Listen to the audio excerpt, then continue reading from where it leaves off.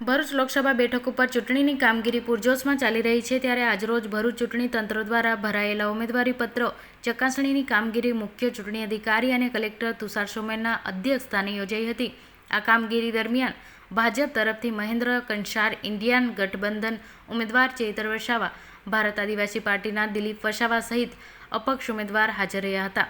લગભગ 2.5 થી 3 કલાક ચાલેલી આ કામગીરી દરમિયાન 5 ફોર્મ રદ કરવામાં આવ્યા છે. ભરૂચ લોકસભા બેઠક ઉપર ફોર્મ ભરવાના અંતિમ દિવસ સુધીમાં કુલ 26 ઉમેદવારી પત્ર ભરાયા હતા, જે પૈકી 5 ફોર્મ રદ કરવામાં આવ્યા છે.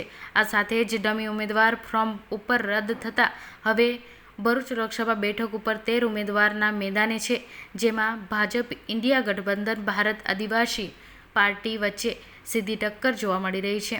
કયા ઉમેદવારના ફોર્મ માન્ય રહ્યા તેના ઉપર જ નજર કરીએ તો આમ આદમી પાર્ટીના ચેતર વસાવા, ભારતીય જનતા પાર્ટીના મનસુખ વસાવા, બહુજન સમાજ પાર્ટીના ચેતન વસાવા, માલવા કોંગ્રેસના ગીતાબેન માછી, ભારત આદિવાસી પાર્ટીના દિલીપ વસાવા, અપક્ષ ઉમેદવાર ઇસ્માઇલ પટેલ, ધર્મેશ વસાવા, નવીન પટેલ, નારણ રાવલ, મિર્ઝા આબિદ બેગ, યાસીન બેગ, મિતેશ પઢિયાર, યુસુફ હસન અલી અને સાજિદ યાકુબ મુનશીનું ફોર્મ મળ્યું હતું.